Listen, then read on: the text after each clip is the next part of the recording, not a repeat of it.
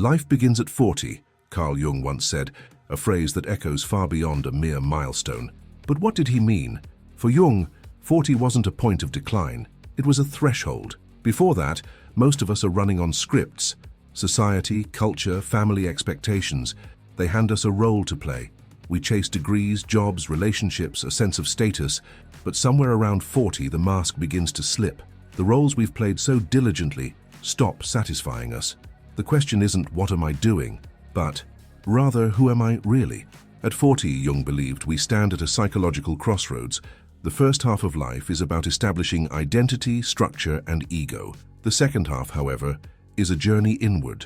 A deeper call arises, not from the world outside, but from the self. This is when the soul begins to whisper truths we've long ignored. It's when silence grows loud and the pursuit of meaning overshadows the pursuit of success. This awakening isn't always gentle. It might come as a crisis, a deep sadness, or a sudden loss. Some call it a midlife crisis, but Jung saw it as a sacred initiation, a necessary disintegration before reintegration. The persona cracks, and something more authentic demands to emerge. So why does life begin at 40?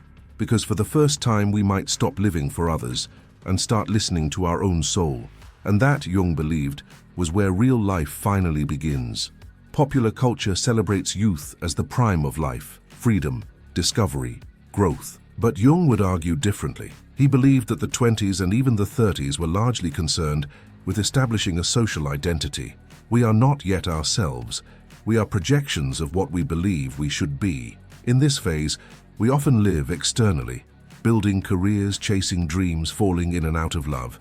But these experiences, while formative, do not yet scratch the surface of the deeper self. They are important, yes, but they are just the prologue. The real plot, Jung posited, begins only when we start to confront the hidden layers of who we are. In youth, we suppress contradictions to maintain cohesion. We don't want to be vulnerable. We avoid discomfort. We seek pleasure and affirmation. But true individuation, the process of becoming whole, requires a descent into those very places we've ignored. That descent doesn't typically begin until much later. The 20s are a time of construction, but around 40, the blueprint no longer fits. The foundation begins to shake and we're forced to question if the house we built is truly our home. Only then can the real journey begin. The ego is a master of disguise. In the early stages of life, it adopts countless masks to navigate the world. Student, worker, parent, achiever, lover. These masks help us survive and succeed, but they also disconnect us from our true self. Jung believed that before the age of 40, the ego reigns supreme. It shapes who we think we are, and more dangerously, who we believe we must be. But these roles, no matter how convincing, are still just roles. They are a response to the outer world, not a reflection of the inner one. We become actors in a drama written by others, afraid to stray from the script. As we approach 40, the weight of these masks becomes unbearable. The ego can no longer hide the cracks in the performance. We feel lost, not because we're failing, but because we're awakening. The persona, carefully crafted and curated, begins to fall apart. This is not a breakdown. It is a breakthrough. It's a call to strip away the layers, to finally meet the self beneath the roles. Jung warned that if we cling too tightly to the ego's illusions, we risk spiritual stagnation. But if we're brave enough to remove the mask, we might just discover a face we've never truly seen before, our own. Every mythology has its hero. Hercules, Odysseus, Luke Skywalker. They all face trials, monsters, and shadows. Carl Jung believed these stories weren't just entertainment. They were blueprints of the human psyche. The hero's journey, he said, is not just about slaying dragons, it's about descending into the darkness within ourselves. By the age of 40, life often confronts us with challenges that mirror myth: divorce, illness, job loss, existential dread. These are not random tragedies. They are thresholds. They demand a descent into the cave of the unconscious, where our shadows dwell. The cave is not a place outside of us. It's the realm of repressed emotions, unresolved traumas, and forgotten dreams. Jung called this confrontation with the unconscious individuation. It is not a comfortable path. It's disorienting, painful, even terrifying. But just like the hero in myth, only by entering the cave do we retrieve the treasure. The treasure is the self, not the ego, not the persona, but the totality of who we are, and it lies hidden behind the parts of ourselves we've been too afraid to face. Jung believed that this journey is not optional. Ignore it, and the shadow will manifest externally through failed relationships, addictions, or depression. Accept it, and we reclaim power, depth, and meaning. The descent is the beginning of integration. The hero returns, not as the person who left, but as someone reborn. And so do we. There's a silent crisis that often strikes around midlife, one that no one warns us about. From the outside, everything looks perfect. The career, the house, the family, the accolades. But inside, there's a gnawing emptiness, a sense that something is missing. Jung said this was the moment the soul begins to speak. Until this point, we've often been chasing borrowed dreams. Society told us what success meant, and we pursued it without question. But success, when not aligned with the self, eventually loses flavor. The champagne turns flat, the applause grows hollow. This disillusionment is not failure, it's a signal. Jung described it as the psyche's rebellion against a one-sided life. The unconscious begins to rise, demanding to be heard. Strange dreams may start to surface. An inexplicable sadness might appear. We might begin questioning our deepest choices.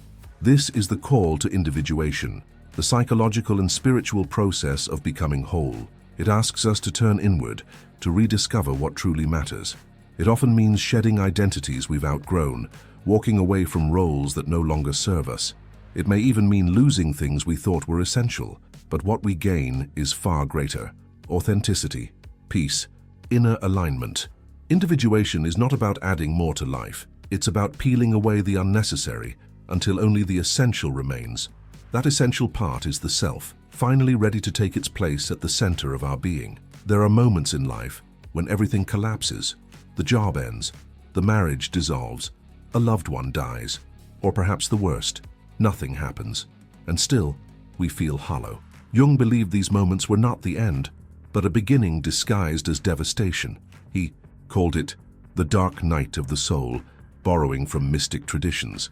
It is a sacred unraveling, a psychological death. In the darkness, the ego loses its grip. The illusion of control fades. We are forced to confront the void we've long ignored. But Jung taught that within this void lies potential. In fact, collapse is often the only way through. As painful as it is, suffering cracks open the rigid shell of who we thought we were. It exposes our deepest wounds, but also our deepest truths. In the silence that follows, something extraordinary happens. We begin to hear a different voice, not the voice of expectation or obligation, but the quiet whisper of the self. It does not shout, it invites. It doesn't promise comfort, but it offers meaning. The dark night is not punishment, it is initiation, and like all rites of passage, it strips us bare, only to reveal what has always been there, the unbreakable core of who we truly are. At 40, a silent war begins within.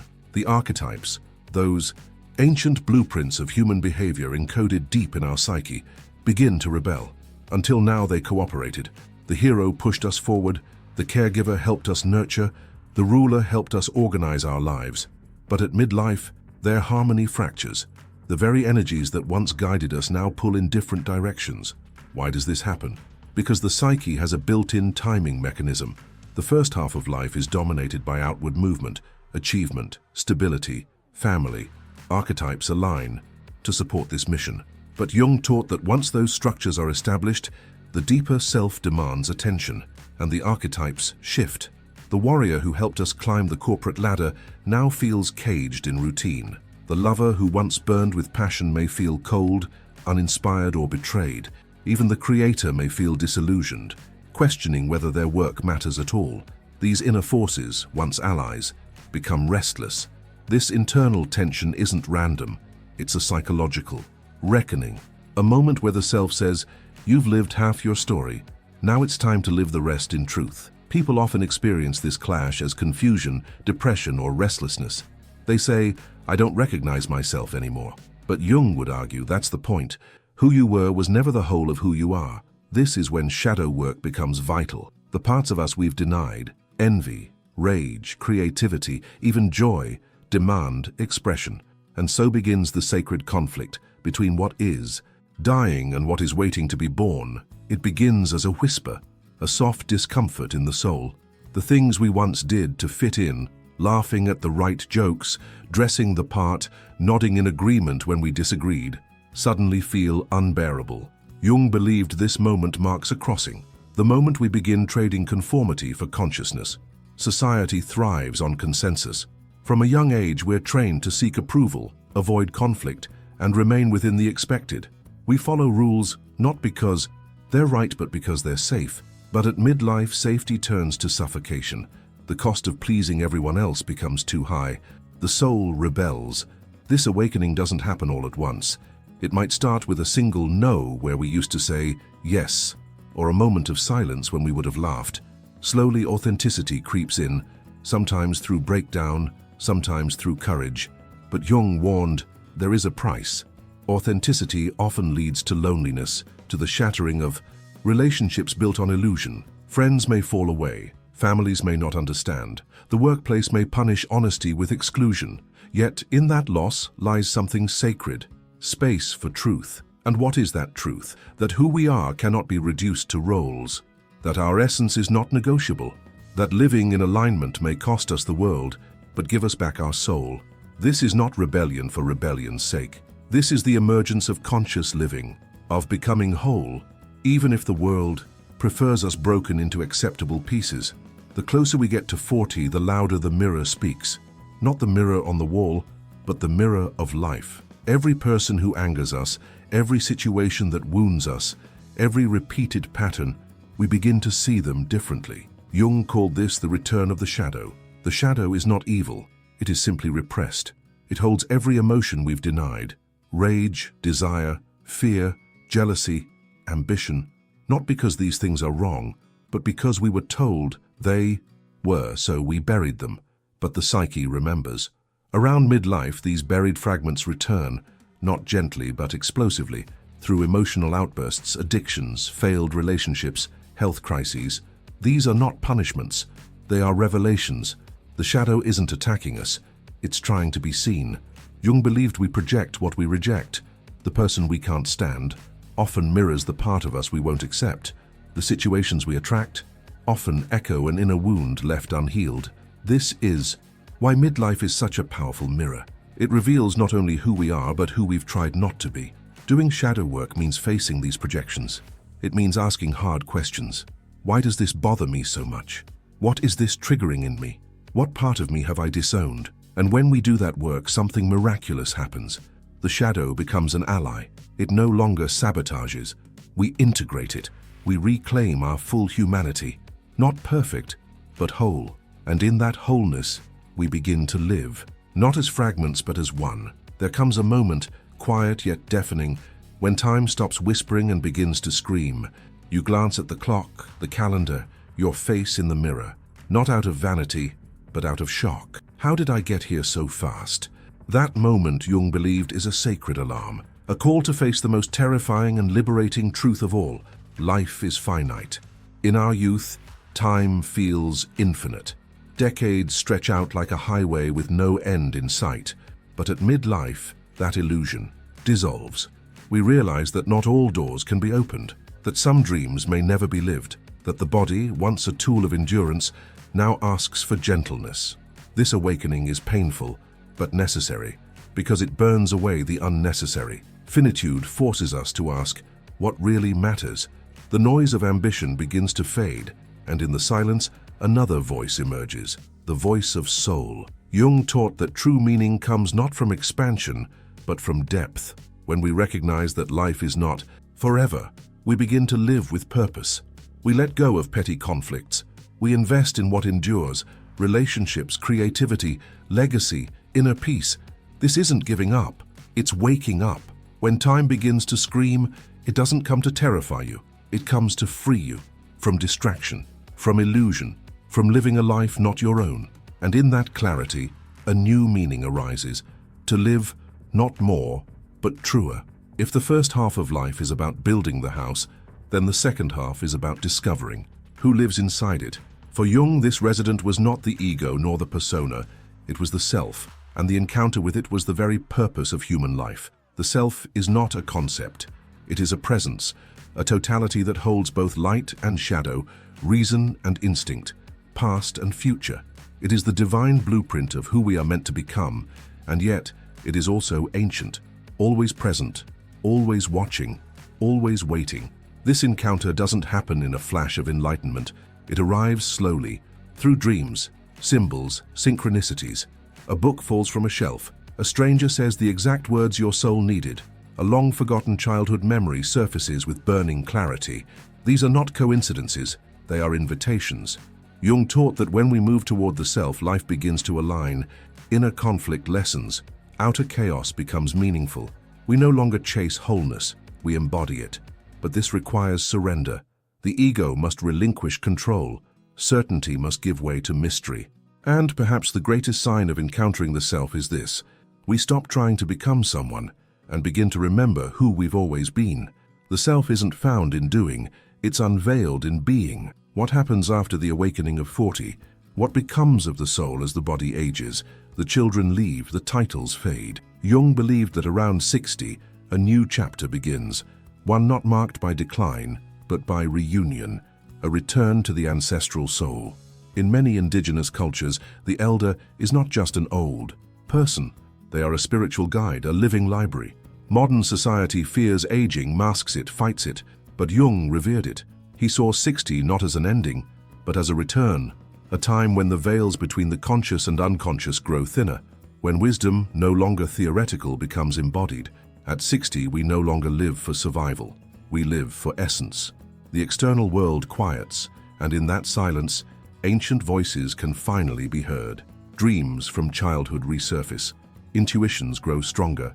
The desire to contribute, not for applause but from soul, emerges. This is the time when the individual becomes archetype, the sage, the wise woman, the crone, the elder. These are not roles, they are spiritual mantles, and they carry a deep responsibility to pass the flame of truth to those still walking in shadow. Reuniting with the ancestral soul means embracing death, not morbidly, but reverently, understanding that the body may fade, but the spirit ripens, that what we leave behind is not money or status, but the echo of a life lived in depth. At 60, we stop chasing the self and start becoming it. By the time we reach the later stages of life, something unexpected begins to happen. The ego, once the ruling voice in our psyche, starts to fade into the background. It's not defeated, it's simply no longer needed. Jung described this shift as a sacred transition, from ego to spirit. In youth, the ego is essential. It gives us identity, drives us forward, helps us navigate the world. But as we age, the hunger for titles, trophies, and applause loses its grip.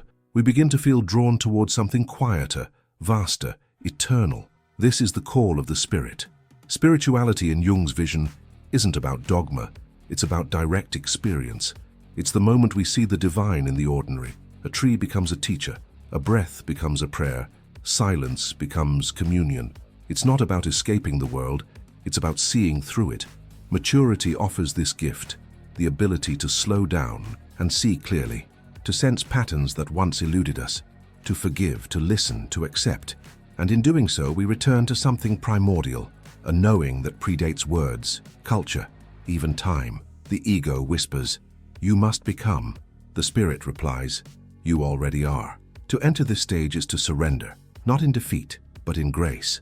It's not about resignation, it's about resurrection, from surface to soul. There is a crisis in the modern world. We have forgotten the value of the elder. In a culture obsessed with youth, innovation, and speed, those who walk slowly, speak thoughtfully, and carry decades of memory are pushed aside. But Jung knew better. He saw the elder not as obsolete, but as essential. The elder carries what the world has forgotten: wisdom. Not information, not cleverness, but deep understanding forged through suffering, silence, and surrender.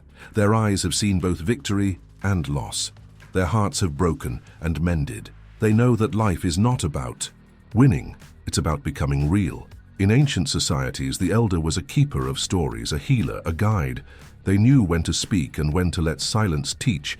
They saw patterns that others missed. They warned of danger not yet visible and named truths others feared to voice. But in our fast-paced world, this slow wisdom is often dismissed. Jung called for a return a resacralization of aging, because the elder, when honored, becomes a living archetype, a beacon for the lost, a mirror for the young, a voice that doesn't compete but completes. To be an elder is not simply to be old, it is to embody grace, to become the bridge between what was and what will be. And in that role, one leaves behind not just memories, but a legacy of light. Let us return to the beginning, Jung's provocative claim, life really begins at 40. But what if that was only half the story? What if 40 is the birth of the soul, and 60 is its resurrection? The arc is poetic. At 40, the ego cracks and the soul stirs. At 60, the soul rises and becomes the guide. What was once internal becomes external. We stop asking who we are and start living the answer. The first half of life is ascent. The second half is descent. But this descent is not decline, it's depth, it's returning to the roots. And in those roots we find the seed of something new, a self reborn, not in ambition, but in awareness. Jung believed the psyche is cyclical. Just as the seasons turn, so do we. Spring is youth, summer is striving, autumn is awakening, and winter is wisdom. Each season necessary, each beautiful, each incomplete without the others. So what happens at 60? We stop rushing. We begin teaching. We embrace stillness. We forgive the past, not because we forget, but because we've transcended. We understand that life was never about the destination. It was about becoming whole. Life begins at 40, so that at 60, it can finally be true. As we arrive at the end of this journey, through archetypes, shadows, awakenings, crises, and callings, there is a lingering question that may still echo in your heart. What now? We've walked together through the transformative fires of midlife, crossed the inner deserts of self-confrontation, and glimpsed the luminous presence of something deeper, wiser, and more eternal. But even as this reflection on Carl Jung's profound insights draws to a close, something stirs beyond psychology, beyond the mind, beyond even the self he so often described. Something greater, something sacred. Because if life truly begins at 40 and is reborn at 60, what is it that holds us through the years in between? What is it that carries us when the mask of youth falls, when ambition fades, when silence becomes our teacher? There comes a point in every human journey where we realize that insight, no matter how transformative, is not enough. That healing, though essential, still leaves a space untouched. That the soul, while vast, longs for something beyond itself, something infinite, something unchanging. This, perhaps, is where the language of spirit must take us further than psychology can go. For Jung himself, though deeply immersed in the unconscious, the mythological and the symbolic, also acknowledged that the soul's deepest need is not simply to know itself, but to be known, completely, lovingly, eternally. And what if, beyond all the archetypes and inner dramas, there is a voice that has been calling your name since the day you were born? A voice, not of judgment but of love, not of law but of grace, not of performance but of presence. That voice speaks still today, across time, across history, across the very words you are hearing now.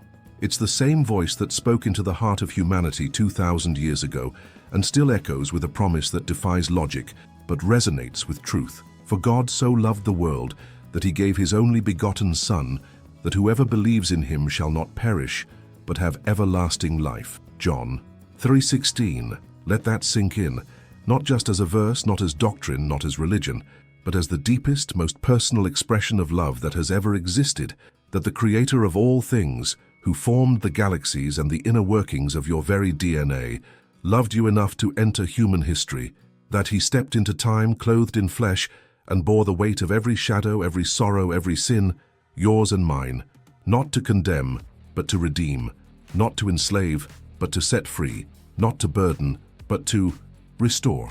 This is not metaphor, this is not myth, this is the gospel, and it speaks directly to the ache that even the most profound psychology cannot heal, the ache of separation, the ache of being known only in part, the ache of carrying your wounds alone. But you don't have to. That's the point. That's the miracle.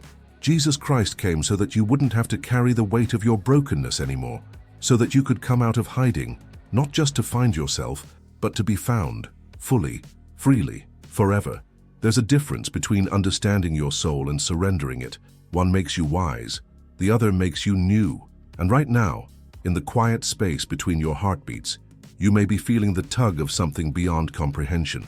That's not coincidence, that's invitation, a holy whisper calling you home. And yes, you might be skeptical, you might be hurting, you might feel unworthy or too far gone or too confused.